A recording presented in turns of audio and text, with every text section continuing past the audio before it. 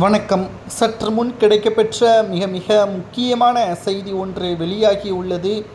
எடப்பாடி பழனிசாமி அவர்கள் அதிமுகவின் அனைத்து செயல்பாடுகளையும் முரண்பாடாக செய்து வருவதாக பல்வேறு குற்றச்சாட்டுகள் எழுந்துள்ள நிலையில், முன்னாள் அமைச்சர் செங்கோட்டையன் அவர்கள் நேரடியாக எடப்பாடி பழனிசாமி அவர்களை எதிர்த்து பேசியுள்ளார். இனி அதிமுகவில் எடப்பாடி பழனிசாமி அவர்கள் பொதுச் செயலாளர் பதவியில் இருக்கக்கூடாது என்பதை மிக மோசமான நிலைமைக்கு அதிமுகவை எடப்பாடி தள்ளிவிட்டார் என்றும் கடுமையான கோபத்துடன் செங்கோட்டையன் அவர்கள் பேசியிருப்பதற்கு காரணம் என்ன?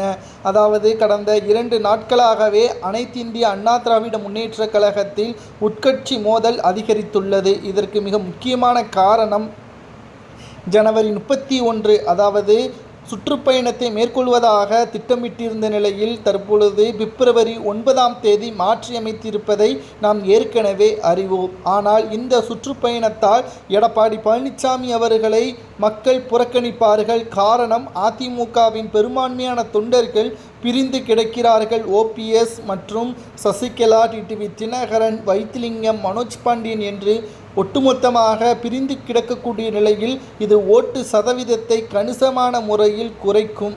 மேலும் தமிழக வெற்றிக் கழகம் புதிதாக தொடங்கப்பட்டிருக்கக்கூடிய அதே வேளையில் இளைஞர்களது பெரும் படையும் அவர்களுக்கு ஆதரவாக துணை நிற்கும். இந்த நேரத்தில் 2011ஆம் ஆண்டு எடுத்த முடிவு போல் இந்த முறையும் எடுக்க வேண்டும். அப்பொழுதுதான் ஆட்சியை அமைக்க முடியும். எப்படி விஜயகாந்த் அவர்களுடன் கூட்டணி வைத்து மறைந்த முதல்வர் ஜெயலலிதா அவர்கள் வெற்றியை தழுவினாரோ, அதேபோல் இந்த முறை விஜய் அவர்களுடன் கூட்டணி வைத்து ஒட்டுமொத்த வெற்றியையும் அதிமுக 2026 சட்டமன்ற தேர்தலில் அமைக்க வேண்டும். ஆனால் இதற்கு எடப்பாடி உடன்படவில்லை. காரணம், எடப்பாடி பழனிசாமி அவர்கள் தனது கட்டுப்பாட்டில் அதிமுக இருக்க வேண்டும், தான் சொல்கின்ற தொகுதிகளை மட்டும்தான் பங்கீடு கொடுக்க வேண்டும் என்று கராராக இருக்கிறார். ஆனால் இது சாத்தியம் கிடையாது. காரணம், உட்கட்சி மோதல் அனைத்திலும் எடப்பாடி பழனிசாமியின் ஆதிக்கம் என்று வரிசையாக சொல்லிக்கொண்டே போகலாம். இப்படி இருக்கக்கூடிய நிலையில் இது அதிமுகவின் வளர்ச்சிக்கு மிகப்பெரிய ஒரு பாதிப்பை ஏற்படுத்தும்.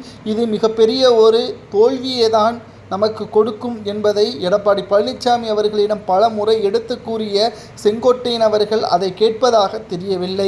இந்த நிலையில்தான் தற்பொழுது எடப்பாடி பழனிசாமிக்கு எதிராக செங்கோட்டையன் அவர்கள் தனது ஆதரவாளர்களுடன் அதிமுகவில் இருந்து வெளியேறப் போவதாக செய்திகளும் கிடைக்கப்பெற்றுள்ளது. அப்படி வெளியேறிவிட்டால் அது அதிமுகவில் மீண்டும் ஒரு மிகப்பெரிய ஒரு இழப்பாக பார்க்கப்படும். இது சரியா தவறா? செங்கோட்டையன் அவர்கள் கூறுவது சரியா தவறா என்பதை கூறுங்கள்.